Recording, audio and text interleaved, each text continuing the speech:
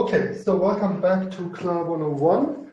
We will continue, but before we do that, there was a question by, I think it was Andrew, who asked, how then, if the Greeks took over the alphabet from the Phoenicians, who spoke a Semitic language, so it was already an alphabet, yeah, it was a phonetic system, not a syllabic or hieroglyphic system, but they only wrote the consonants, not the vowels, although of course they had vowels, but they had signs for the vowels, and what the Greeks did indeed, basically, more or less I explained it already, but we can give now some examples. They took these vocalization signs from the Phoenicians and turned it into vowel letters. And that also explains why we have this. They kept the sequence of the Phoenician letters and then put the vowels into it. That explains why the vowels are dispersed in our alphabet. Yeah, in the whole alphabet and are not separated also, but that's one reason why we have this sequence of letters, which then, of course, through the Etruscan came to the Latins and Romans, and it's still based on our Latin, or we still have the same in our Latin alphabet. So we have, for example, an aspirated sound in the Phoenician for aspirated as a very breathe. Yeah. Sorry, no, the opposite. Very not breathe, for not aspirated sound. So this is a sound which then the Greeks turned into a short E.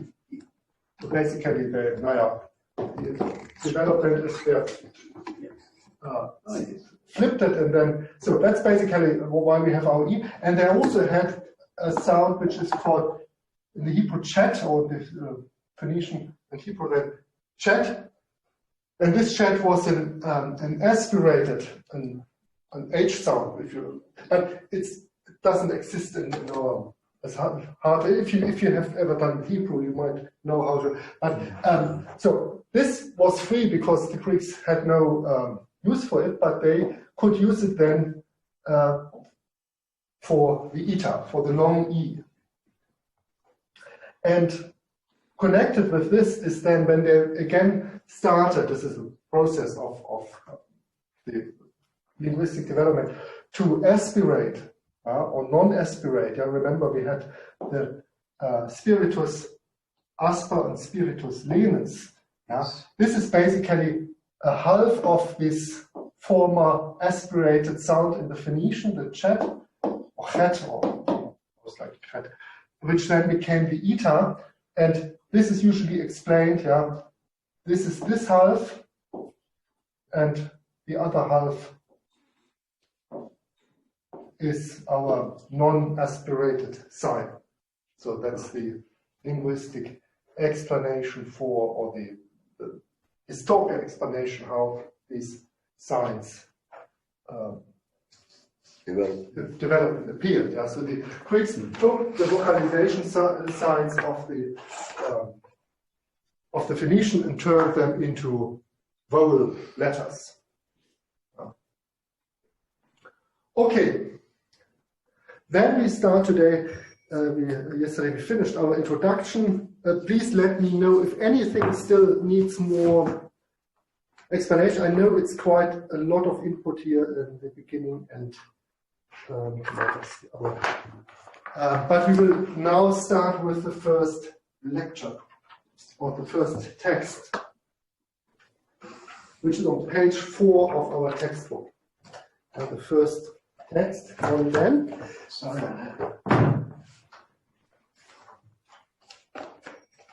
And today's topic is, we have 2 topics today, so text A and text B. And the first section, 1A, is the definite article the, ho, the masculinum, he, the femininum, and to, the neuter.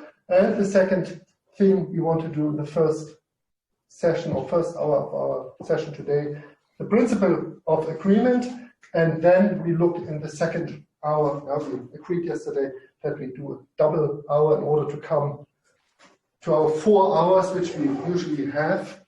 In the timetable, only 3 appear. And I asked Tristan, who taught over the last years beginner's class, and he said that the reason is that he had 4 hours, but 1 hour of these 4 hours where he pre-recorded the grammar stuff and then did 3 hours of Zoom classes when COVID started and no on-campus teaching was allowed anymore. Yes, maybe we just try to use all 4 hours to go through the stuff without operating with pre-recorded material. But as I said, for me, it's the first time. It's just a matter of experimenting. So we would have these topics today. So the article and the principle of agreement, which is very, very important. It's a very basic principle. Well, it's not rocket science yet, but you just have to pay attention that the different parts of the sentence are in agreement. And then we have, they start with the vocative case. I don't know why, but okay. We will deal with the vocative case, and then we have adjectives.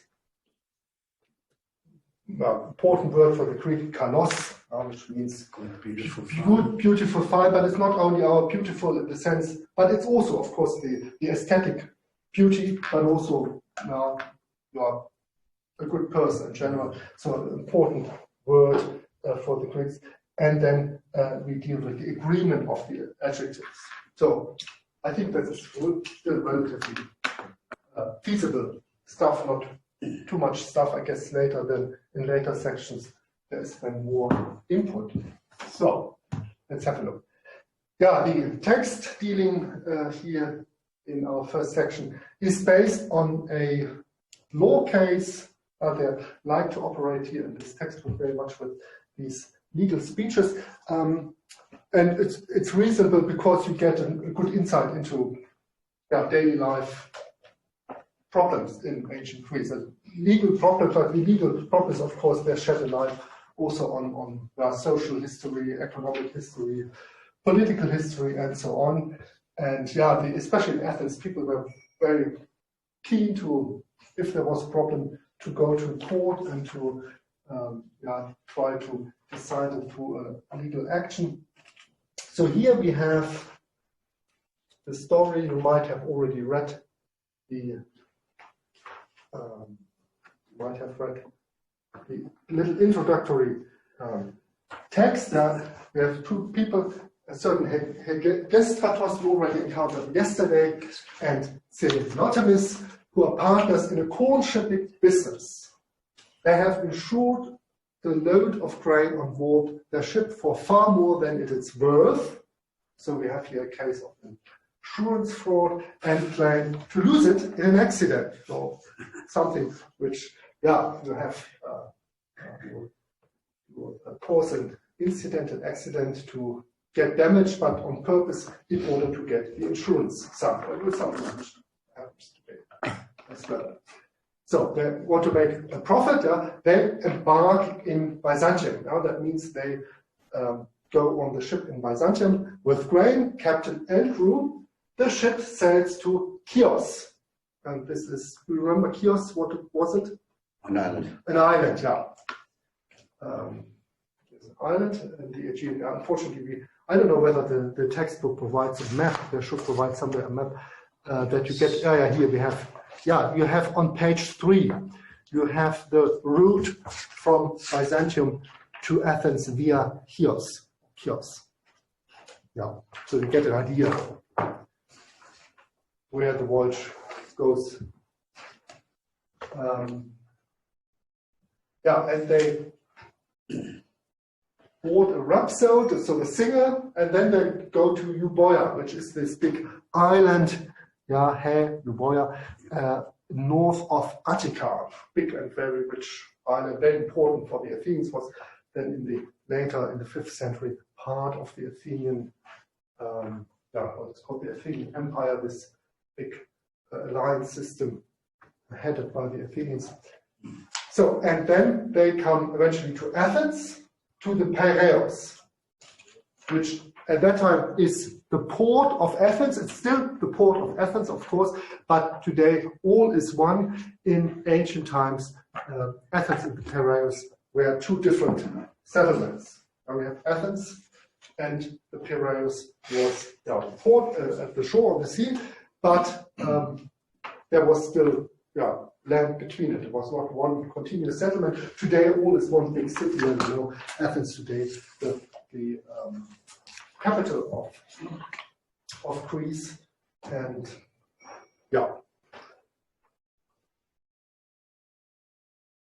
Now, and then the story starts. The Notomus engages the pageant's attention with an appreciation of the sights, and then a strange noise is heard below. So this is the Greek text, and here, of course, first we want to pay attention to the article. Although as far as could see, they are not yet explaining necessarily the way the article works. So if you look at this, and you can see the definite article is here on this slide in blue. What can you discover? You should be able by now, hopefully, to identify the letters. Gender. Yeah. The gender, yes. Changes gender. Yeah, Dan, can you explain that a bit more? I'm just looking at the tables. Okay, it's completely fine, but it's they're different. Well, they cover the subject. Not always. Not always. Yes. Yeah, you're right. Top line on. Yes, yeah. But yes, in the first case, it's very clear. The subject of this sentence is to ploion. And what does ploion mean? Ship. And it's a merchant ship. So I think in English you can say a merchantman. Or Merchantman. Yeah. Merchantman. Maybe it's an old-fashioned word. I don't know. But it is not a war ship. It's a civil vessel. STN Byzantio. Yeah. So it's come back. Of course, the big question how we should now, or whether we should already try to translate it, or whether we should here first concentrate on the article. But maybe we do both in one go. So back to your question of article. The article is representing the gender. The gender, yes. The word, and it's always that's important. It has to be congruent, of course, with the word. So ploion is a word neuter. So that means it's neither masculine nor feminine. It is neuter comes from Latin, it means neuter, it's none of both. None of both means it's not masculine, it's not feminine. Now, usually we have words, nouns, remember nouns, which of course could be a noun, could be a person, but a noun could be everything. The book is a noun, the table is a noun, everything of person. And it can be either, and that's something which is difficult for the English speaker because you don't have necessarily this distinction. Everything which is not a male or female person is just it, even animals. For some animals in other languages is she or he or so. In German, for example, the dog is male, but the duck is female. Then, of course, the article would be the male or the female article. In English, it's all it. It's neuter, basically. Yeah, everything's neuter.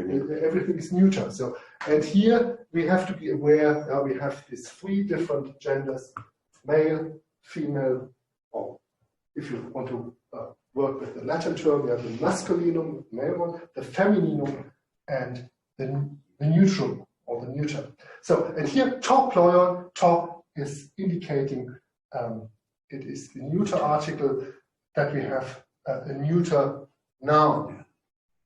So top ploion. Yeah, you could also see it, but then we already have to go into the proper count. You can also see it. The ending here is a neuter ending. Can you identify a male, a masculine, a male article? Oi. Rhapsodos.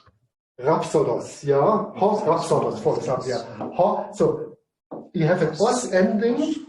It's rhapsodos, and that's male. And the article ho is indicating. It cannot be to rhapsodos. That doesn't work. Depending, of course, we will. Well, yeah, we just got to get used to the male and female gender. Yes, exactly. Hegestratos. Yeah, hegestratos, for example, is also, and the reason is quite clear. These are here person names. They are male people, male persons. Yeah, it's ho hegestratos. It cannot be to hegestratos because it's a male person. It's not a neuter person. But the ship is a neuter item. It's to plural.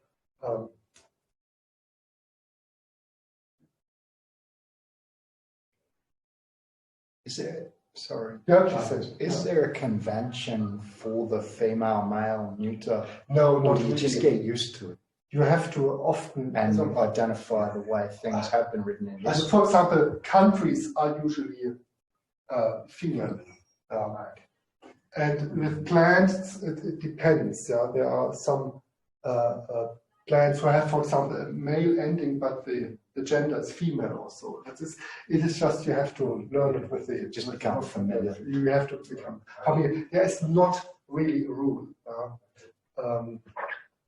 For example, nowadays, the ending is plural and looks from like a feminine ending. The alpha iota I ending is usually the feminine ending, but hornautai is it's a male masculine. Yeah, the definite article tells you it's yes, it tells you here hornautai, the seaman. Okay, so the article is, the question here, and I couldn't find it in the textbook, they are not yet, apparently they don't want to yet explain you what the function is. Usually the article is used, they put an article here everywhere, which is not really necessary. The article is used to indicate something which is known, or which is a general thing. For example, the sentence, the man is mortal, you would use the article in Greek. I don't know in English whether you could say just man is mortal. Yes, you can say. Yeah, man. But in Greek, for example, you could not just say anthropos, tenatos, esti or something. You would have to say ho anthropos. And also it is used to say, oh, it is a known person. For example, here, I guess, we could justify the article here with ho hegestratos because he was previously mentioned in the text. So it's referring back, it's this hegestratos. It's not any hegestratos. It's the hegestratos. The same with, for example, ho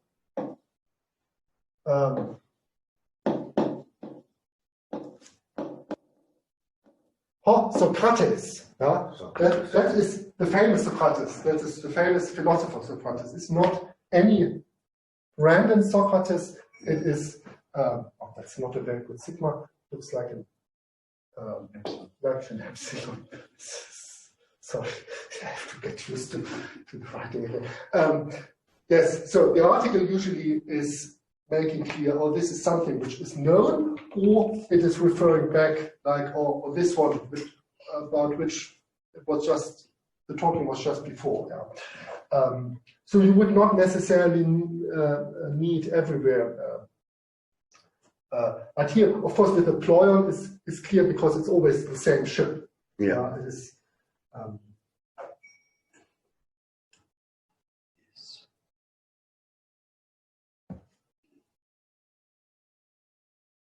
okay, so we have the article, but we don't have any female article. We have here the male article, ho, that's the male article. The plural of ho in the nominative case is hoi, and we have top. Top loyon. Top loyon SCN. Byzantio. But we also have, the question was, do we have only nominative? No, we have also the article and the noun, of course, then, and that's the second part we want to talk. The congruency is here ace top loyon to the ship. The notaris goes to the ship. He enters the ship. He embarks the ship, and this is with the preposition. He goes to the ship, into the ship, and this is ace in Greek, and it needs the accusative, so a special case. The accusative, and the rule, that's the thing, we will come to it later again, is that the neuter, the nominative, and the accusative is the same. So it's not distinct, as, for example, in the other declension, here the masculinum ending on os. We have a different, os is the nominative and on is the accusative. So there's a distinction, and the distinction is not made in the neuter, which can sometimes, you have to be then careful what is actually, is the neuter, is it a nominative or is it an accusative? That can be sometimes for the understanding of the sentence. So the way you get around it in that sentence there is the fact that hos xenophanes is the subject. Is the subject, yes. Yeah. Yes. And bine is the... Yes, as the main verb. Yeah. So maybe we just go here through this text. There's a lot, of course, at the beginning, I'm completely aware of it, a lot of vocab you have to deal with, a lot of new verbs. The important is really, you have to learn that. You cannot just, for example, just listen to the lecture and then think, oh yes, if I just listen to the lecture, then I will know ancient Greek. There's really a big component where you just have to sit down and learn the stuff. Otherwise, it doesn't work. The more vocab you know, and the better you can identify the grammar, the grammatical forms, the less problems you will have to tackle the text and to deal with the text. If you have to look up in the dictionary, which you of course can do, it's not easy, not an issue, and especially here today you have apps and so on, it's quite easy. But the more you have to look up, the more tedious and cumbersome is it to tackle the text. But that's the same with the modern language. You more than know, you easier you can speak French or German or whatever, or Indonesian.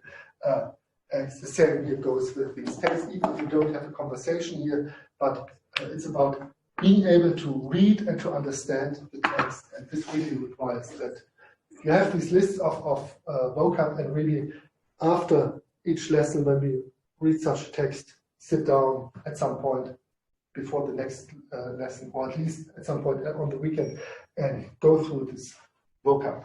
It's of course at the beginning it's a lot of new words, and it's never any. It depends also then on the author. You can, if you never have read, then you can have a very good knowledge of Greek. But if you have never read Homer, for example, who uses then again a different vocabulary from, let's say, Herodotus or other authors, then it will be tricky again.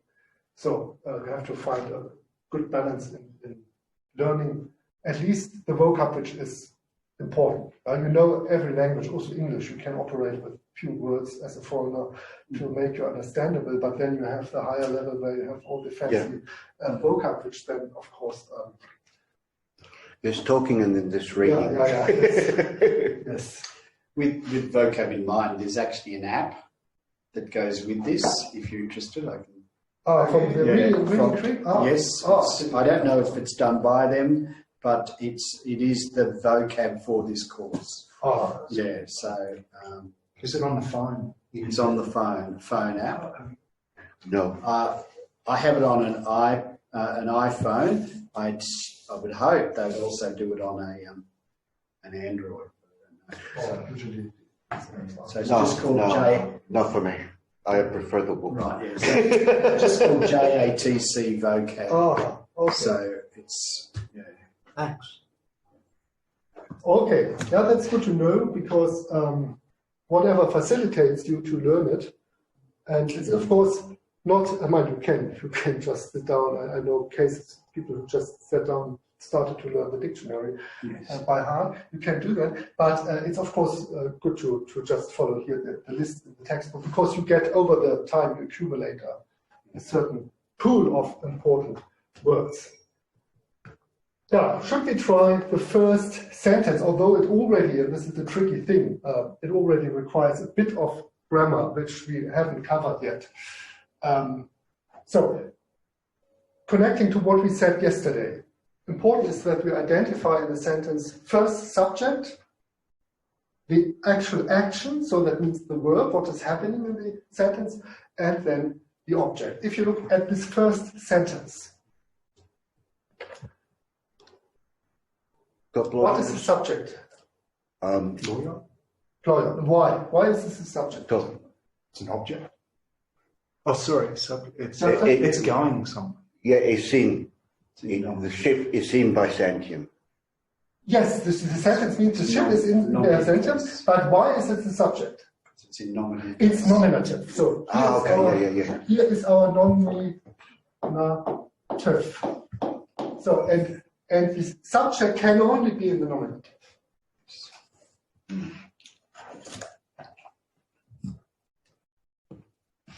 This nominative, accusative, genitive, and Yes. dative. Yes, got me cases. quite confused. These are the cases. Yeah. Okay. Yeah, that's what for English speakers always is the tricky thing because you don't have No. cases. And of course, in other language, if you are a German speaker, it's not an issue because there are also cases. Or if you are a Russian speaker with even 6 cases or so, this is.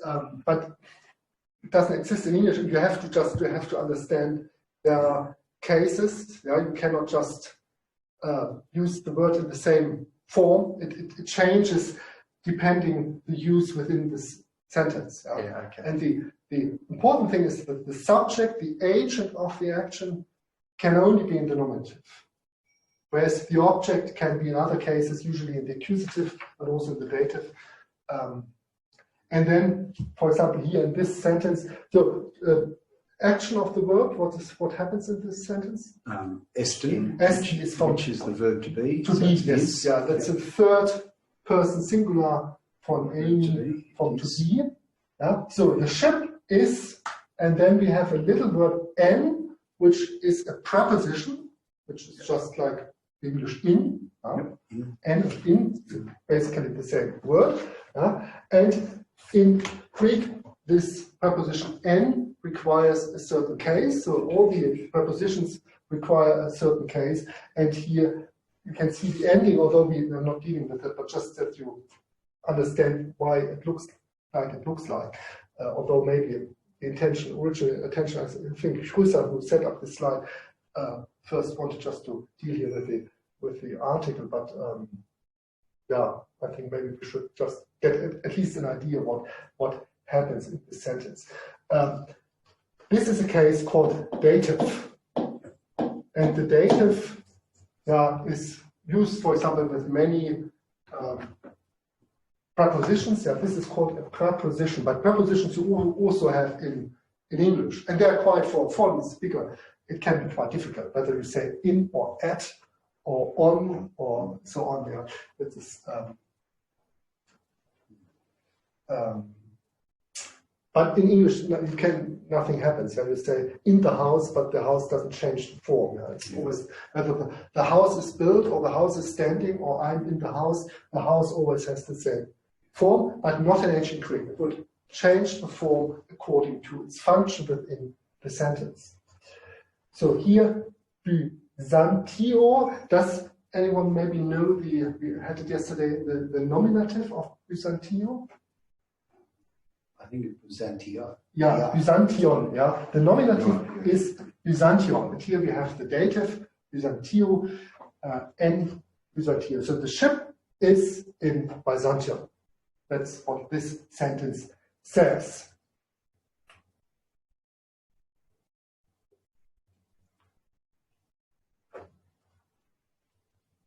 So, and then, ende Byzantium.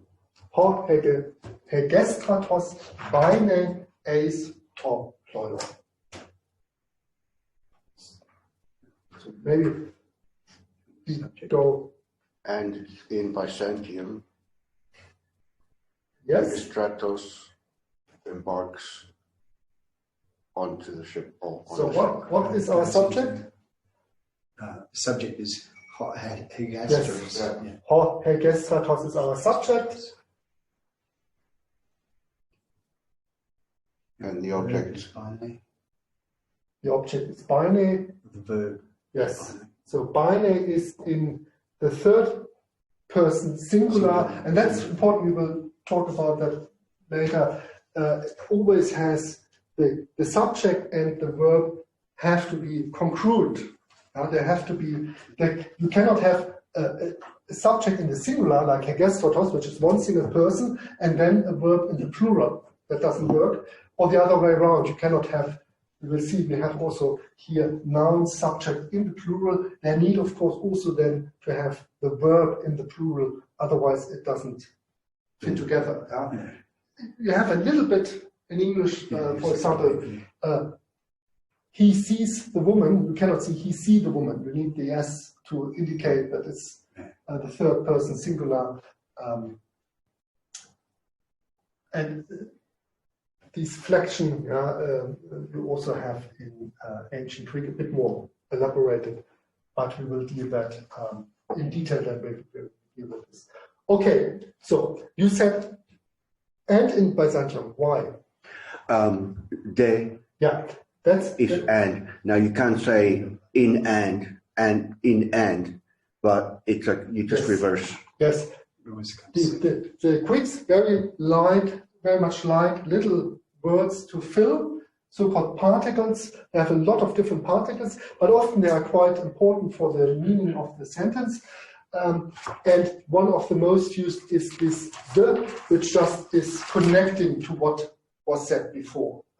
And we can say either, but in Byzantium, hegestratos went on it, or and in Byzantium, hegestratos went on it. Often this de is then put together with a men. We have a construction men, de, which is structuring more or less the sentence.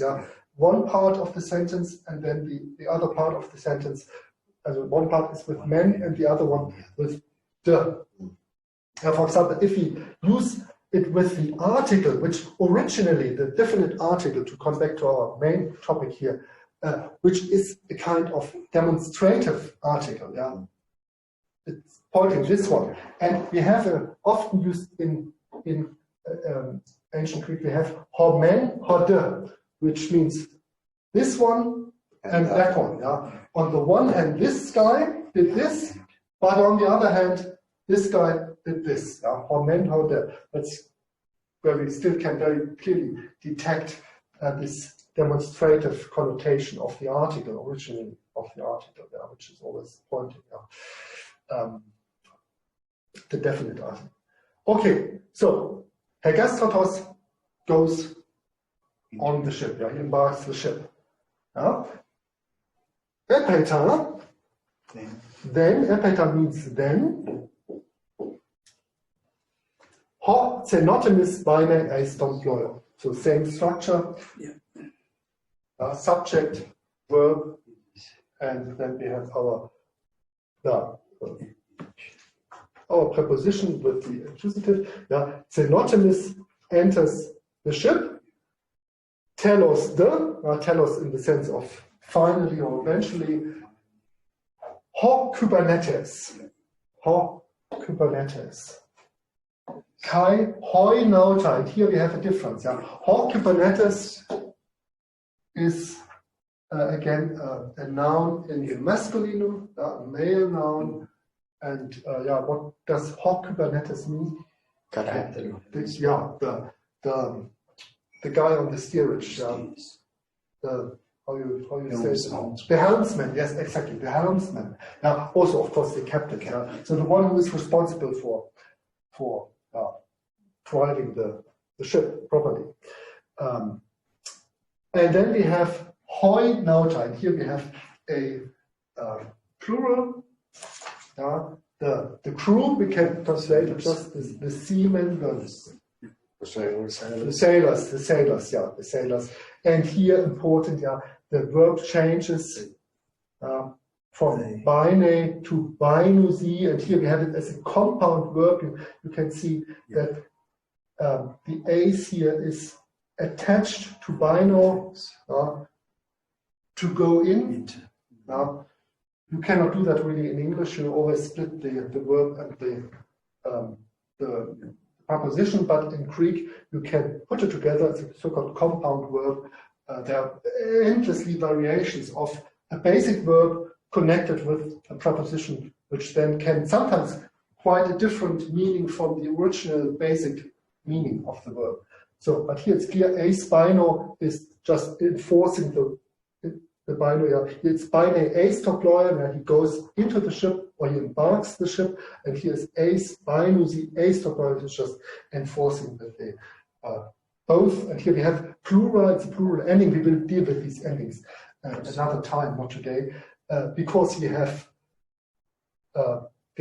more than one person. We have the Kubernetes, the captain, and we have the sailors, and then we need, of course. So it's actually the Vanusin Usini is like they collectively.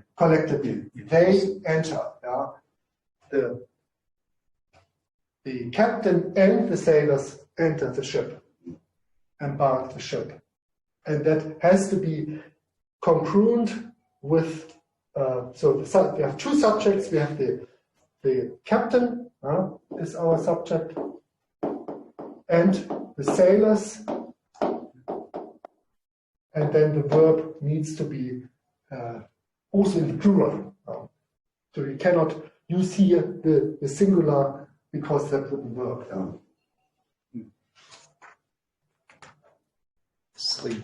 Yeah, Sleep to break it down, make it super simple again, just for myself. Mm-hmm. So that last bit that you did, there are two subjects. That's very Captain important. and sailor. Yes. The verb is binusi. Yes, ace binusi. That's going, embarking on the ship. Yes. And the ship, to ployon, Yeah. is the object. So that's where we're going. Okay. So it's really simple. It is the object, but the object more or less depending here from this preposition. It's not a direct object like in English to embark the ship, where I am embarking the ship, where the ship would be the direct object to the action of the embarking. And here it is with the preposition they are going into the ship or onto it. But it's, for example, question for me as a foreigner, would you say into the ship or onto the ship, rather onto the ship? I'd rather say into, because it's into, proceeding into. Actually, I'd say onto. Onto. I've got the same problem. I go onto the ship. I noted in the book. Into a house, onto a ship. I noted in the book, I said it would be either in, on, or upon, but the consistency I like. In, but into. Very important here. So far we had only one subject in the singular, two persons, Hegespatos and Xenotemis, and there the verb always was, of course, and also in the singular bine, which is the third person. And with this you have to deal then a lot to identify properly the form. This is third person, singular, present, and then we have tenses, but this is not. This is just a present tense, but we have enough. So third person, present, and it's indicative because we also have moods, but I don't want to confuse you too much. This is a very simple, just the present action. Someone goes into or onto the ship. So, and here important is now we have the change. We have two subjects, and with the two subjects we need, of course, then also the verb in the plural to cover the two subjects. And even if you would not actually, if we didn't even have captain there, if you would not have the captain, we still would need it because So sailors is plural. Plural, we have here hoinata, the plural.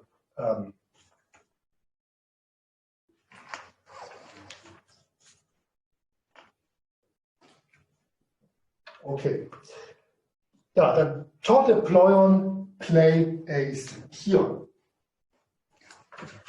So again, our question, what is the subject and what is the Top ployon. top ployon is again ship, and then play A, which is sails. yeah, So that's the verb. Cleo to sail, yes.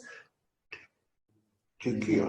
And then we have again our preposition ace to, and Chios is the island, but as we said, ace requires the accusative, so that's why it's not ace Chios, but ace Chion. But we will deal with those things then when we talk directly about the declensions. But just to make clear what happens here in this text, although the main focus here is on the articles. So then we have and Kio, here and again with the dative. Yes. Again, it's Chios, but it's Kio because it's of dative. Yeah. And in Kio. And in Chios, yes. Ho rhapsodos eis bine. Embark. Yep. The rhapsodes. Yeah, the subject is our singer, the rhapsodos. Yeah, embarks. Nicholas, can you still follow, or is it just too much Greek? I'm sort of following. I do have an advantage in terms of cases and grammar and all that because I've studied Latin. Oh, okay. So, okay, then. But it's just the Greek words at the moment now. Yeah. Okay. And understanding the alphabet. Yes. Yeah, the alphabet, of course. Yes. I guess you have to figure out what actually is written. Yeah. Yes. Okay. But if you studied Latin, then yes, you have a big advantage because the grammar is in many ways similar, Right. at least in regards of these cases and inflection and so on.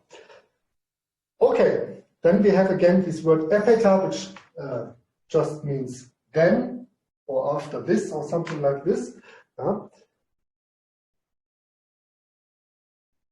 Ployon is the subject.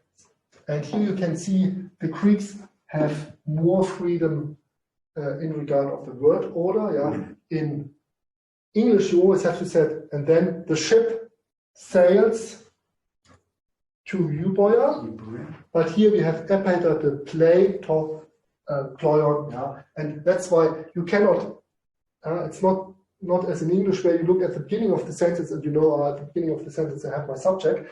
Here the subject comes after the verb, but it's not yet that complex. It's quite easy to identify that the only nominative here is to ployon.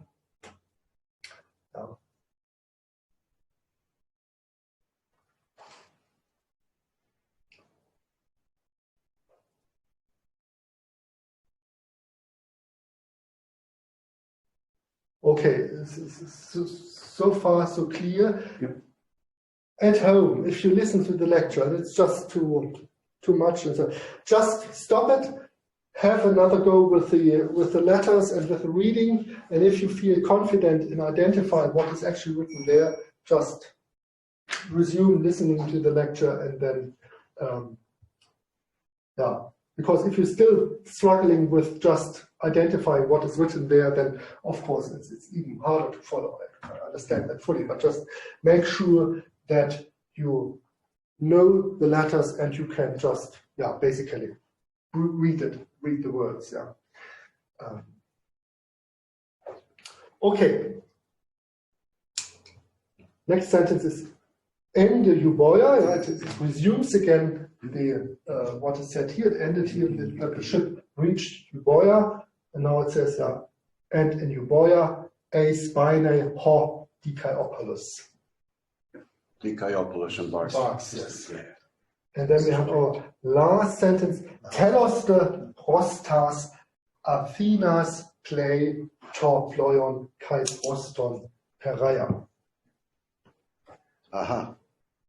Well, finally, Mhm. Kostas is towards, so I guess it's finally they sail towards Athens. Yes. Yeah. Ace is into it, yeah, the movement into it, and pros is towards. Yeah. And again, preposition, a preposition requiring again as ace the accusative. So we have two accusative definite articles here. Prostas, and the noun to task is Athenas, and the reason is here that for the Greeks, Athenae is in plural. Well, in English too, you say Athens. Now the reason is why you say, for example, in German, you just say Athen, as without the plural. Or French is Athènes. So, but in English, still you have to keep this original plural as the ancient Greeks, Athens. So it's Athenae, it's feminine, and that's why we have your tas Athenas. It's a feminine word in the plural, and important is that the article tas and then the end of as of Athenae have to be again congruent. You cannot use a female, for example, a female singular article. I could not tan, for example, prostan Athenas, because that would not be in congruency with the noun. So article and noun always have to be within the function they have. As a subject, they are in the nominative, and then, of course, both the article and the noun have to be in the nominative. If they are an object or if they are depending from a proposition, then they need to have both the same case as, for example, the preposition is required. So the ship sails to Athens, kai proston Peiraea, and to the Piraeus. And the Piraeus is, Athens is femininum, but Piraeus is masculinum, so that's why we have here the masculine article.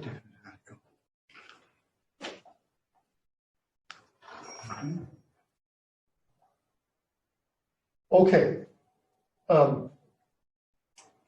I don't know whether we will translate at some other point again these texts. But we have, of course, the more text. Just to give you an idea what happens actually in the text, and to also to get used to the reading, that you not only have one single word you have to identify, but you have a sequence of words to identify. Important here that you know we have this definitive article, and the definitive article always has to be in the same gender and case as the noun. It cannot be differently. If it's different, then it doesn't belong to that noun. Then it belongs to another noun. Okay. Also for those listening to the lecture at home, if you have any questions or you need more explanation or we should repeat something, please let me know. Please let me know. We can do that at any time in the next lecture. If it's something which would be too complicated to explain on Moodle or so. But just ask on Moodle and we can sort it out. So here now we have the declension of the article in masculine, feminine, and neuter. So the nominative is ho, he, to.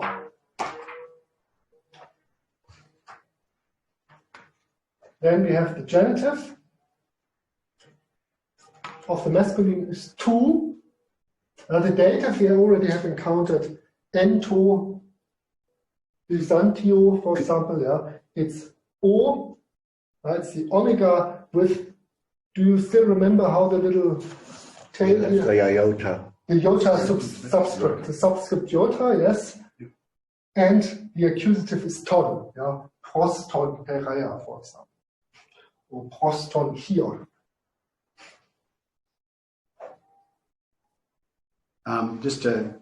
When we're writing it, how important it is that we get the circumflex, the accents. Yeah, the accents are really important. We have to get.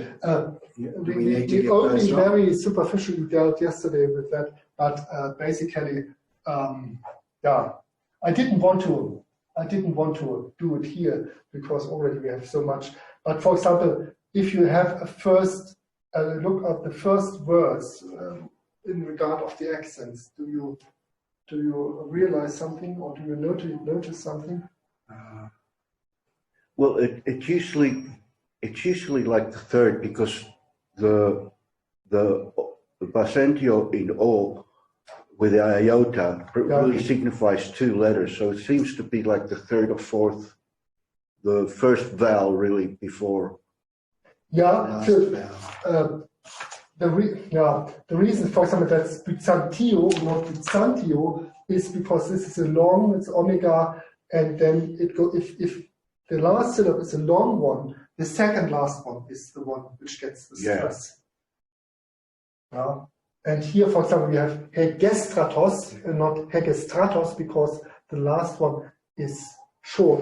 And the words have the tendency to throw as far back as possible the accent. So here it's short and it throws back to the third last syllable. Hegestratos. And yeah, now what I wanted to point you here is the fact we have torgloi on st. Normally it's torgloion, it has a circumflex, but here we have an acute on the second syllable, torgloi on st.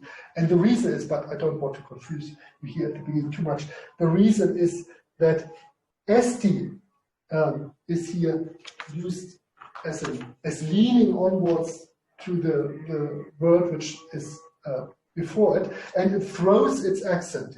It's st usually, but it throws the accent on the preceding word. That's why we have the two accents here. But just take it as a nice to know fact at the beginning. We will deal that more systematically when we have a bit more basis for dealing. So just learn it now. Here we have here the circumflex on the genitive and the I mean, I always forget what is the genitive and the dative. I mean, what in English language? What first case, second case, third case. Yep. So the nominative asks who or what. Mm-hmm. The genitive asks whose. Ah, okay, yes. Whose. So this is always expressing what part of it is, or to whom belongs it. Yep. The dative is it's either the locative, it's asking where, or it's asking to whom. Ah, okay, yes. At whom or at what it is. Yeah? And the accusative is whom. Whom or what. Yeah. I eat an apple. The question is what I'm eating or whom I'm eating, if I eat a person. And that in ancient Greek, I would have to express the object in the accusative.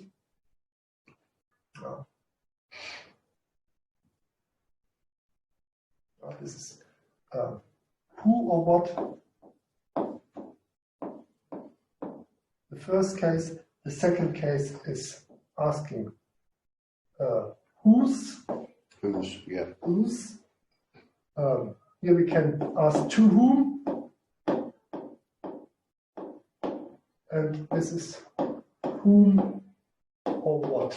If it's a neuter, of course. Depending whether you're neutral or. It's clear. For English speaker, that is a tricky thing because you're not aware of this. Well, of course, if you think about linguistically about your sentences in language, then of course you are aware, but not in the normal way. But if you come from a language where you have declensions, then you're more familiar with it. Clemens, Yes. is there no ablative case in Greek? No, that's good question, because in the original Sorry, I don't understand. Sorry? What was the question? The question is whether there is a fifth case I will write it, but it's not existing in Greek. It's called ablative. Oh, okay. In Latin has an ablative, but it's not existing in ancient Greek. The reason is that in the original Indo-European Ur language, there were at least, I think Sanskrit has still 9 or 10 cases. So you had for every little thing. For example, what in the Greek, the dative is expressing where ento Byzantio. Yeah. That's why we have the dative. In Latin, the ablative would do. Or if you want to express that something is done by something, through someone, you would also use in Latin the ablative. In Greek, this function was taken over by the dative. So we don't have an ablative, which makes it a bit slightly easier because only 4 cases, not 5 cases. But yes, in Latin you have 5 cases. In Russian you still have 6 and so on. I think Sanskrit, even the old Indian language, still has 9 or so cases or 10. So it's basically the case is expressing the context of the action, like where it happens, by whom it happens, to whom it happens, and so on. But here, ancient Greek has 4 cases: nominative, genitive, dative, and accusative. You mentioned right at the start that we're at some point today looking at vocatives, so that's the 5th case. That would be the we have often forgotten. Yeah, we have one case, the vocative, which it's always a bit. The vocative is only used in like direct conversation. If you invoke someone. Yeah. If you directly address someone, then. But we will get that. Okay, so we have hot to ton, masculine, hot nominative, to genitive, to dative, and ton accusative. Then we have the feminine is he, tes, te. And the neuter is to. And then it's to. And you can see the neuter in the genitive and dative is similar to the masculine. But then it's different again to the accusative because it's the same as the nominative. It's taught again. It's clear, for example, if you have ton, that never can be a neuter. But here, if you have to, it can be, depending on the sentence, it can be the subject, also the nominative or the accusative, and then the question is it a subject or object, but usually the context of the sentence would make it clear. And then we have the number. This is singular, so this is for one person, for one item, but the whole thing, of course, works also for the plural, where in English you just put an S at the end of the word in order to make clear this is plural. That's the only difference. In ancient Greek, we have also then different forms for the different cases. So masculine is hoi, we had hoi nautai, ton for the genitive, tois for the dative, and tous for the accusative. And the feminine is hai,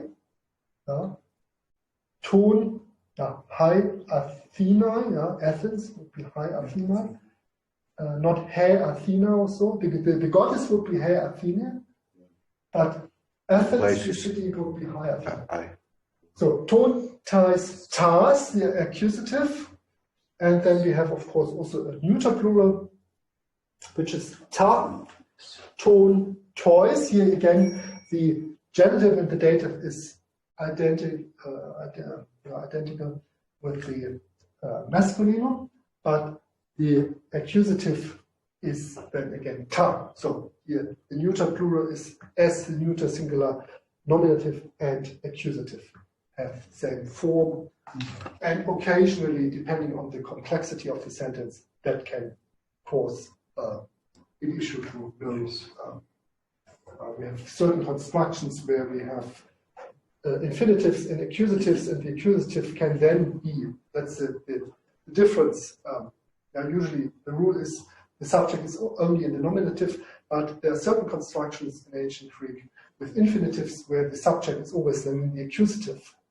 And then, of course, if you have several accusatives, the question is it the Who's the subject? well, what is the subject, what is the object? But that's something you don't have to bother now here in this term, and certainly also not the next one. But so again, another thing, if you learn that properly, you are already on the right track, because these endings are then also the same endings you have for the nouns.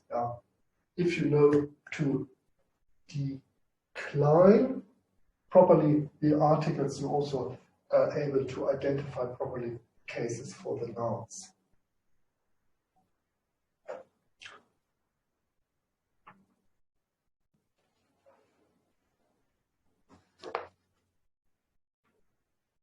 Anything unclear or you need to Dan so far? I think the squiggles and bits and pieces are good. Yeah, the circumflex is because it's a diphthong, it's a long vowel basically, like the omega, and there are rules, but it would be good, of course, to systematically to do at the beginning these accent rules, but apparently it's not foreseen here. And you told me that you did it usually in an intensive. Yeah, we did it we had the first 6 weeks that we actually had classes. Mm-hmm. There's only 2 of us at that stage, with Tristan. And there was time we actually had the intensive, which the professor, like I said, taught us exactly how. I mean, I can't remember it all now. Okay. No, we can. This is not an issue. We can do that also at some point, that you get at least an idea, because it's often neglected. But if you don't have it at some point in the early phase of learning Greek, then you don't get an idea of it, and you just ignore it. Yeah, because of course, if you just read and translate the text, it's important, but not of primary importance. But often the question of the accent can be important for identifying a case, or also the gender, whether it's a feminine or masculine, and so on. Especially with compound words. Yes. So it is necessary to know it. Often the argument is, that's an invention of the Byzantines. It's a late thing. The ancient Greeks themselves did not use the accents and so on. But that's too easy, just to say, we don't have to do it. We should do it, and maybe we just reserve a session, if you don't have an intensive, one of the next weeks, to do that properly. They have Schuizer compiled a very good overview over the rules of accents. And at the end, it's not really that complicated. The basic rule is always you have to look at the last syllable. Is it short or long? And then the question is, it's a long one, then the second last one is usually the one who gets the accent. And if it's a short one, the third last one gets the accent. That's the most basic rule there. It's a bit different from the Latin pronunciation, but yes. From what I'm a very beginner, see there are only really 3 signals. You have accent, and you have called graves. So this one is the tone goes up, and the other one the tone goes down. Yeah, and then you have the circumflex. Yes. Okay, and then the iota. Is that underneath? Is that what you call it? Yeah, the iota subscript. And that does something as well. So I just got to kind of suss that out. Script. Iota subscriptum, with the Latin term. And what happens with the circumflex? Does it just indicate a diphthong? The circumflex. Yes, it's on the long. It only can be on the last syllable, like ployon, or the second last or the last one, but not on the first one. But how does it affect the pronunciation? Or not? No, it's just two. No, it doesn't affect really the pronunciation. No. Two, it's long. Both is long. Two, diphthong. To is omega, it's long. But ton, ho and ton because it's omicron. Ties in the female dative plural. Ties. Tas. This is short again. Tas. Yeah, it was hard to get a clue on what you've just said based on pages 1, 2, and 3 only. Yeah. That's where it doesn't really give you much insight. It is. I only have worked with the textbook for the later section. So in 201 we are reading 13 to 18 or to the end. We managed to do that, and the way they are then pouring in or dispersing the grammar into the section, I never got the idea why they come up with one thing there and another thing which will say, oh well, that would be important already to have it. Yeah, it comes later. Some sections later, and then again you think, oh, now this is not necessary to treat, but suddenly pops up.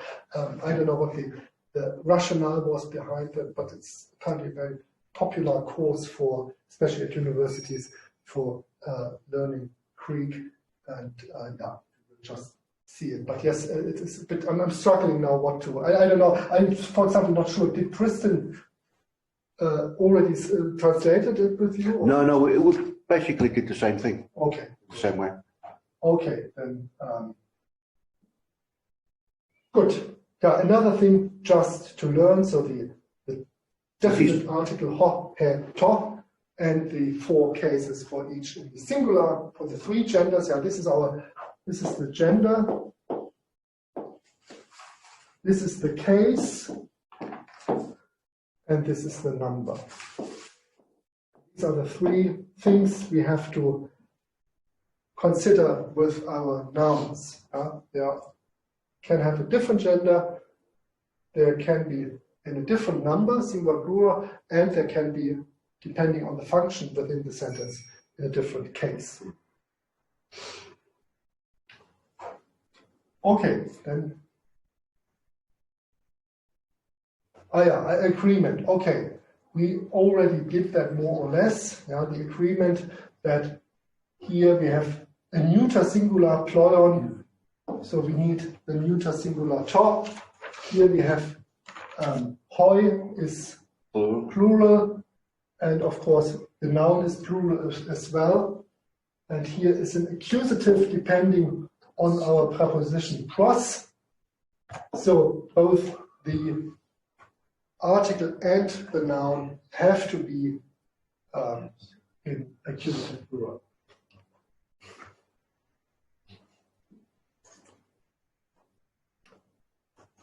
Yeah, gender number case. This is just repeating here. Masculine, feminine, neuter.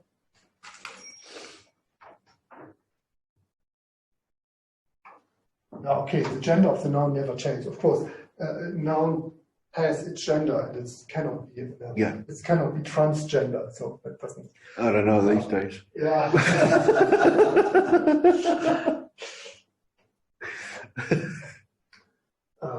Hopefully, we might have to add a transgender case. Case transgender. So the number of this is divided here in articles and the noun, singular, plural, and case, nominative.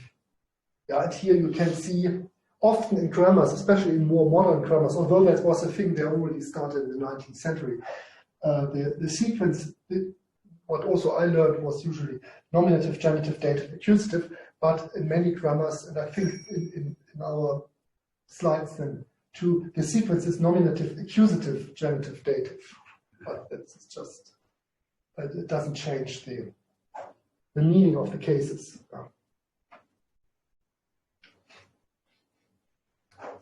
Okay, let's just Yeah, so the principle of agreement, I used the term congruency already a lot, is that, yeah, the article has to agree with the noun, and it changes as soon as you decline. It's part of the declension because it changes within the subject, yeah, and within the sentence, yeah. For example, first you have a noun, it's the subject, it's in the nominative, but later the same noun, for example, becomes an object in the change in the sentence. Then also the article has, of course, to change. It always has to agree.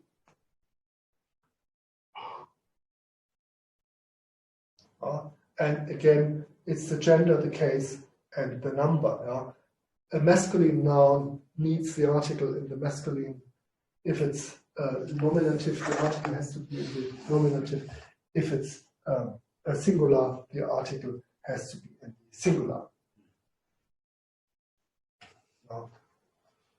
And that's, Nicholas, of course, different from Latin, because in Latin we don't have articles. Yeah? But here in ancient Greek we have articles. We also have articles in English, definite articles, but we don't have declensions. So, Clement, yes, please. do you know why the articles didn't carry across from Greek to Latin? Oh, that's a very good question. No, I don't know why it didn't. It might be that because the Latin took over the Greek alphabet through the Etruscans, and it might already that the Etruscans did not use. It's a long time ago that I did Etruscan, that they didn't have the article. But yeah, it's a good question why we don't have articles in Latin. But usually in most of the we don't have, for example, we don't have articles in Russian. Russian also doesn't have articles. But all the other languages like French and Italian and so on. So basically the verb and the noun is telling you the article in Russian and stuff. Or is it more prepositions? Yeah, you have prepositions, but you also have, for example, no word for to be in Russian. But I don't know how it's in Sanskrit, but yeah. Okay. Important is just always that you look at the agreement. Yeah? It has to be agreed. You cannot combine an article which is it's a feminine article in the plural with a noun it's a masculinum and the singular. That doesn't go together. It's clear that cannot be. If you see, for example, you have a hair, and you see, oh, that's nominative feminine. That's my subject, but then. You combine it with a word which is a masculinum. Yeah, that doesn't go. You cannot say, yeah, for example, hair, and then somewhere ployon appears. You cannot say, oh, well, this is my subject. That doesn't work. Yeah? It has to be top ployon. Yeah? Or Hägune, for example. Yeah. Hägune, yeah? If you have Hägune, you are completely fine. Yeah? But if you have hair and it is somewhere Gunaika, yeah, the accusative appears, then it's clear you cannot combine Gunaika. Yeah? It has to be ten Gunaika. Yeah? This is just a matter of paying attention. Gunaika is plural. This accusative singular. Accusative singular. Okay. Accusative, yes. Female. Female. Both are female. Okay. So they fit in regard of the gender. They're both female, but one is the article is nominative and the noun is an accusative, and that doesn't go together. It's incompatible. Yeah, it's like using your, I don't know, PC charger and your Apple charger. It would also not go together. Okay. Yeah. Here, the principle of agreement, the function of the noun in the sentence, subject, object that we had yesterday already. What is subject? What is object here in the first sentence? subjects, Herr Gunnar. Yeah, Herr Gunnar is our subject, the woman, and the object is painter, persuades, it's the same example sentence we had. And then we have the direct object in the accusative, the woman persuades the man. And here it's Herr Gunnar ton anthropon. The article and the noun are congruent in regard of the gender, it's masculine, in regard of the number, it's singular, and the case is accusative. And the same here, hoi nautai, it's plural. The sailors go, here we have go onto the ship, so we have decided here the question of into or onto. And we have the ending here, despite the fact that we haven't dealt yet with this, is a plural ending. So not only might be still here with the article and the noun, but the same principle of agreement goes also then with the verbs. You cannot connect a singular noun with a plural verb or the other way around.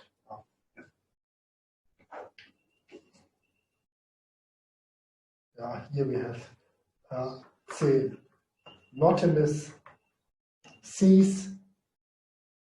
Ten acropolim is feminine in the accusative singular. He sees the Acropolis, kai ton Partenona, and the Parthenon, the famous temple of Athena on the Acropolis. Now, in that that translation text, it's both, isn't it? Yes, it's both. Acropolis. T and kai. We would translate both. Or you just not translate. Yeah, just because no. You should. It's indicating it's both the Acropolis and. So there are two objects then. Two objects. Here we have two objects. Yeah. We have two objects, both in the accusative, because both depend from hora. Yeah. Sees. Sees. So we ask, whom or what is he seeing? And the answer is the Acropolis and the Parthenon. It cannot be a dative, it cannot be a genitive, because the question is, what or whom is he looking? So we need a direct object, and the direct object is in the accusative. Okay, that might be. Okay, the definite article is your anchor in the sentence.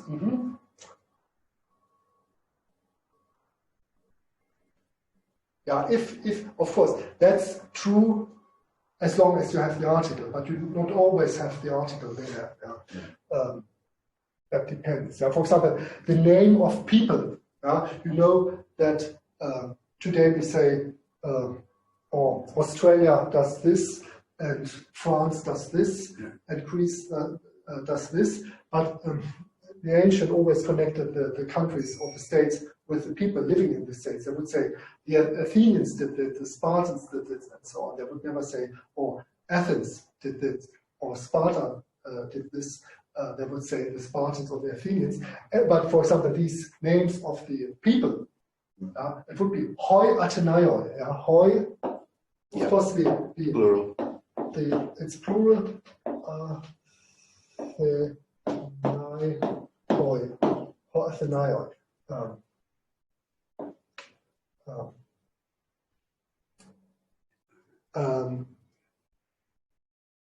This article, not always. You can also have a sentence, Athenaioi did this. And then, of course, in our translation, we would always use the Athenians. We cannot say just Athenians. But in the ancient Greeks could use it with and without the article. Yeah. So it's not always, there's not always an article. And also with people, usually the article has this demonstrative function, and it's like Socrates. This is the famous Socrates. Would use the article to make clear, this is this is the Socrates. But if you just speak about any Socrates, you would just write Socrates. You would not put an article there. So it's for the beginning. It's a good rule to say yes, but you will see the more we proceed, the article is not always there. But what you can see, of course, from the article is immediately is the gender, the case, the number, and then you can look where is appropriate, fitting noun. Usually, it's of course very close to the article.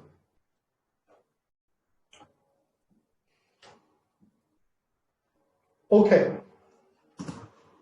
Time for an exercise before we make a break, and then we can do the second part. So the exercise consists, as far as I understand it, in supplementing the missing article. First sentence, what do we have to put here? Top. Why? Because it's neutral, ployon, Ployon, yes. So It's top. nominative. Nominatives, yes. Nominative. Top. And here, for example, just the accent would It's a change because a word is following. As soon as a word follows, So it goes down and up, it top goes ployon. down, top ployon. Can you explain about that a bit more? Yeah, usually you have top. Yeah, if you look here, it's top. But yes. as soon as a word is following, if a word has the accent on the last syllable, and then the next one, like for example, or toss, or toss, and the next verb follows, it changes from the acute accent to the prefix. Yeah, this is the acute. That's why we should have maybe started more detail. And this is called the crevice. So one is indicating the tone goes up. Yeah, the acute usually it's a high tone of distressing. Yeah, hey, gestratos. Yeah, gestratos here. Yeah.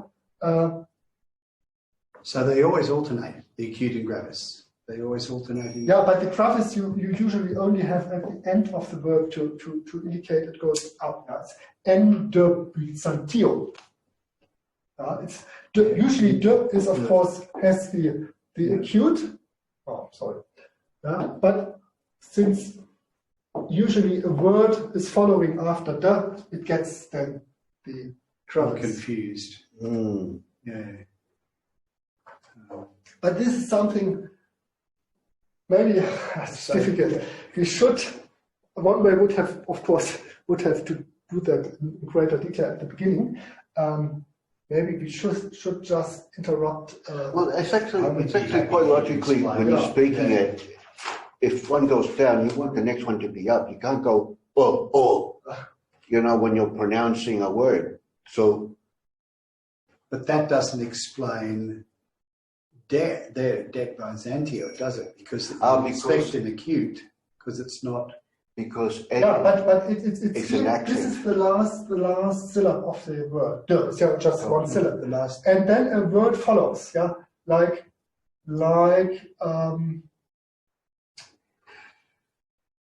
I don't have a good example here.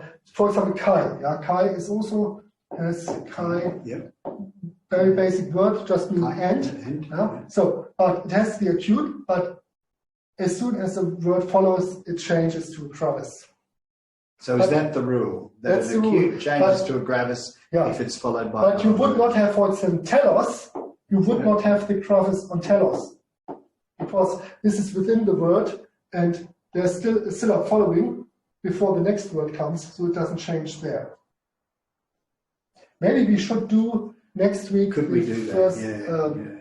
Before we continue here with our lecture, we do then these accent stuff in greater detail. Yeah, I'd appreciate that. Or I'll get it wrong right from the start. Yeah. And I'll here- never get it right again. Here you have rhapsodos. Yeah, rhapsodos usually has the acute, but it's here within the sentence followed by ace bine, and it changes then to the brothers. Yeah, but I would say we do that in greater detail. So is it true to say that every time there's an acute, the next one will be a gravis? Is that only an expression of the... If it's at the end of the word and a word is following, another word follows, then it changes. It would not, if rhapsodos would be at the end of the sentence. Like in telos de pros, for example, the accents are acute. It's an acute because we have still, it's not at the end of the word. If it would be telos, then yes, it would change. But telos, no, doesn't change. Pros changes, yes, because it comes the next word. But if you would have here, for example, rhapsodos, and then we would have a comma or interpunctuation, then it would keep the acute. Oh, the acute rule, yeah. But I thought that maybe that's getting too confusing at the beginning. But if we can do some more on that next lesson. Yes, we will do that at the next lesson, and then we get on. Okay, here just we stick to our track here on the. Sorry. No. This is just also the question how to do it. You have the alphabet, you have the different ways to pronounce it and to spell it, and then of course the accents are immediately directly connected to it. And of course it would make sense to do it in greater detail. But I know from many colleagues, because they themselves never really learned it properly, that they don't like to deal with it in detail. Because the argument is, well, it's a later invention, it's not used by the Greeks themselves and so on. But nevertheless, it is it's important. Okay. So top plural, yes, because it's neuter, you need the neuter article. So next sentence. Ho. Gestatos, masculine, singular, nominative, so we need the ho. Not tu, not to, not ton, it's ho because. What does he do? He goes ace, ployon. Ton. Ton? Top, actually. Right. Because the same. It would be right if ployon would be a masculine. If it would be ployos, ton would be completely right because the accusative would be ployon. But here, top ployon is. Top ployon. Oh, right.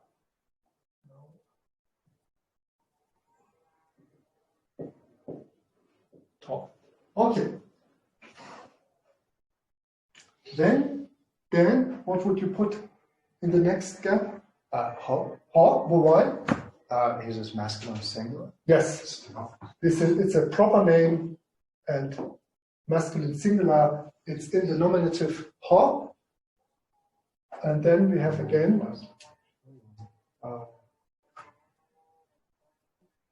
Would be to. To, yeah. Because we have again our preposition here, which requires a accusative and ace to, ployon. And ployon is neuter. It's not a masculine, it's a neuter word. So now, then tell us the kybernetes. What gender has kybernetes and what case is kybernetes? Feminine singular. No, Captain. Oh, yes. Oh, so that's a different. Yeah, ending. that's a different ending. Yeah, you see, Is that a first declension? these example texts they never fit really to the why they're introduced or like nowadays, which is also it has female ending, but the gender is okay. But it's hard because You were looking at the end of Netes, Yeah. It looks like a feminine ending, but it's gender. And the same here with nauta. I usually is the feminine ending, but it's hot nautes. So it's hoi nauta. Yeah.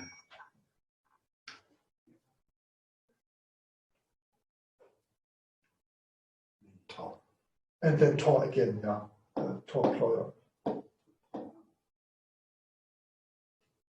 So now We have again ployon, but this time a different function. It's not depending on a preposition. It's not into or onto the ship, but It's nominative. Nominative. It's the same. it's the same. Because nominative Just and accusative are the same. Tod, ployon, play, here. And the kio, and our noun is rab, so dos Ho. is ho. Is binary. So the singer embarks, goes onto the ship. Epitade play. Well, actually, it's again top because it's Yes. Use a singular. It's actually This is nominative. one ship. Top, that's the subject.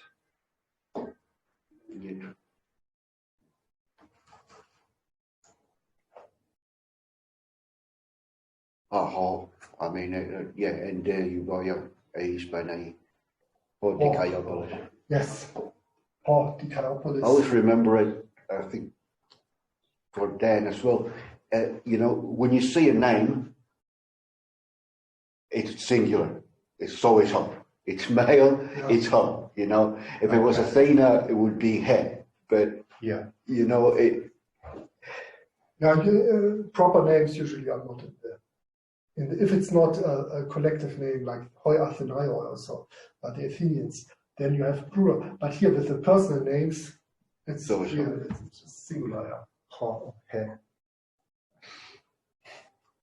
So, and then we have telos de pros, That's tas. Yeah, we have Athenas, tas, tas. it's plural accusative. Yes. So normally you'd say the gender first, and then Yes.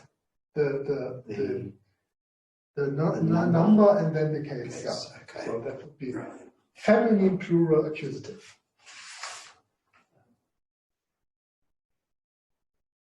Yeah, for example, often in assignments or the exam, the question would be pass the form, and then you have to just identify if it's a noun to say, oh, this is feminine plural accusative or neuter singular genitive, or pass the form if it's a verb. You have to say it's third person present.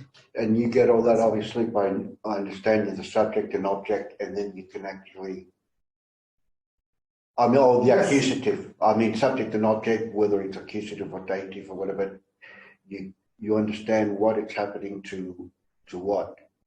Yes, yeah, you know it because this subject can only be in the nominative. Yeah. You cannot have a subject into Yeah. an accusative, for example. And the other way around, the object cannot be in the nominative. Right. Because if it would be in the nominative, it would be not object. It would be subject.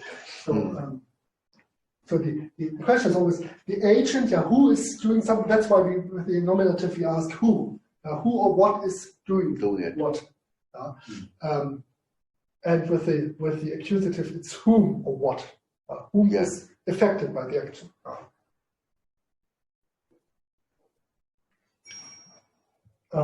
So we have play, ployon,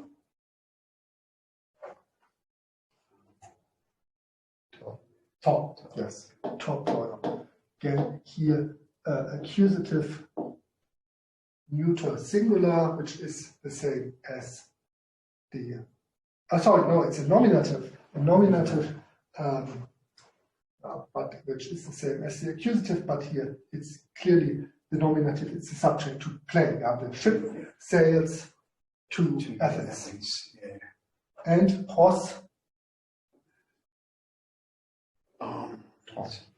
Ton. Yes, pros ton Peraia. To the Piraeus, the harbor of Athens. But it's accusative not because it's at the end, but because it follows pros. Yes, it's not that reigned by the preposition. Preposition requires the accusative, and that's why the following noun is in the accusative. There's no other reason. and different prepositions require different cases, of course. Yeah. Now, in that case, it doesn't. I mean, we'd expect it to be accusative anyway, so it's simple. You know, do you know what I mean? Like hooray is accusative anyway, isn't it? Like we'd expect it's the object. Is that right? No, No. because to sail, So it's an intransitive verb to sail the sea or so. You cannot have for sailing, you cannot really have a direct object, the accusative. You can say to go the road. Yes, you could maybe say, but no, it is really accusative here from Pereira because of the pros. But pros, for example, could also be constructed with the dative if it means not to towards. Here, like here, the ship sails to the Piraeus, towards. It gives a direction here with the accusative. Yes, yeah. But pros can also, for example, have the dative et pros to Archony or so, something. At the Archon, if you have an appointment with an official and you have to deal with someone, you can say pros to with the dative. Then pros would have would be constructed with a different case, and of course you would not necessarily then expect an accusative, but in this case a dative. But here, because pleo indicates the direction, they are sailing towards, and used here with pros, and in this case, this meaning pros needs the accusative.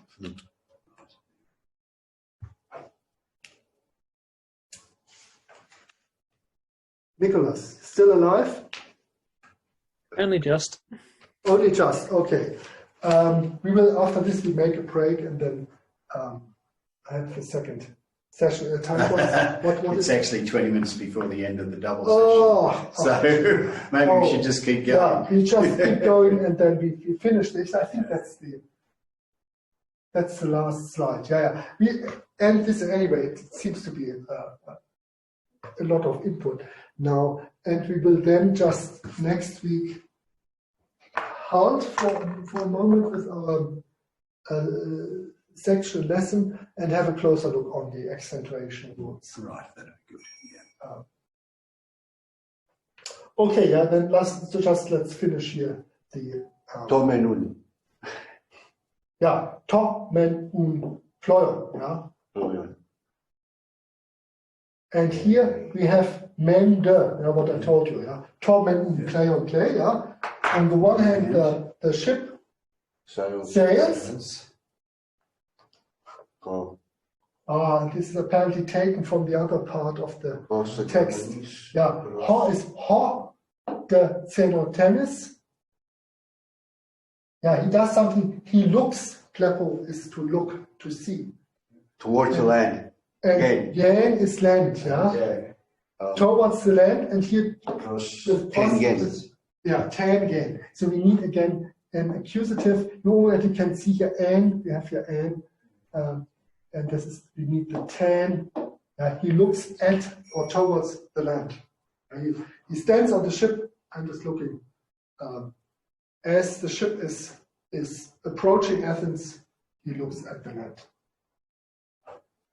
So with the men there, that's, on one hand, this is happening, but on on the one hand, So you wouldn't translate it on one, No, not necessarily. It's just to make clear. You can just translate the ship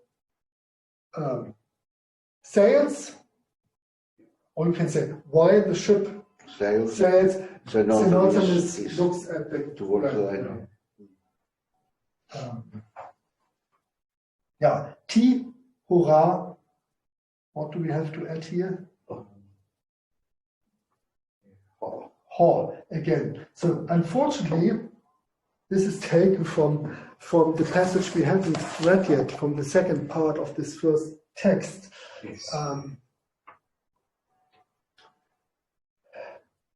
Maybe I should just, I have to look how the other slides look. Maybe I should just put on the slides the actual text of this, and we go through the text, and then we have some sessions where we So with that, that's a question. Yeah, that's a question. So we have a question mark at the end. This we did yesterday. Yeah? Yeah. Remember, the question mark looks differently. It looks like a semicolon. Yeah. It's, so it's a question, and the question is, what sees her synonymous? What does synonymous see? And then we have the answer. Her synonymous hurrah sees, yeah, third person. Heterocolin. Females accusative. Oh, accusative. Yeah, Sorry. Feminine. Yeah. So it's 10 acropolin kai. Parthenon is masculine accusative kai. Ton, yeah. Ton, Parthenon. Okay. Yeah. But it's good at least because, I mean, it'll help with the translation as well of the second part we're doing at home or something. Yeah. But I have to see whether it would be good just to go here through the text, although there's so many, and then do separate it from it the grammar, or do the grammar and then go into the reading. Yeah. Because here the last examples here were taken from this second part of the text we haven't read. We only read the first part of this text A. Okay. Yeah, we are at the end then. It doesn't make sense to continue with the other stuff. We will do that next week. And next week, as I said, we will stop and we'll have at least one session dealing with the accents. That you at least are not so confused. But I imagine, well, the problem is for me, it's so long ago that I started this, that it's tricky for me to put myself again into your shoes to how to, but I can understand it's still a challenge just to identify what is written actually there, and what do the words mean. And then, of course, you have these confusing accents on top of it. And of course, you think, oh, that has an influence, which of course it's important. So we should rather do the accents then, and just continue in reading, identifying the letters and what it means. Yeah, you need really to be able to read it fluently, as not to understand it, of course, but to read it just in order to be able to follow here. If you still have to decipher the letters and the words, then of course you cannot catch up with the other stuff. And, but I completely understand that this is a big challenge at the beginning. But use the free time as far as you have until next week, just to familiarize yourself again with or in more detail with the alphabet and with the words. And we will then tackle accents next week. At least that you have a basic idea of how it works. That you're not confused why you have once the line goes like this, and in the other case the line goes like that, and so on. Yeah, because I remember, I tried it online. Yeah. 2 years ago. I came last year because I quit because I wasn't going to do it online again. Yeah. But at the beginning, it was, Jesus, I was so worried about how to pronounce it more than read it. And you go, oh, this little mark here and this little mark here, and you always have to go back into your book to go, oh, it's down, it's up, it's long. It works on the head, just like, wow. Okay. Good. Okay, so we will do that then next week, and then at least we have covered it in a basic way. Yeah. Nicholas, any questions left? No questions.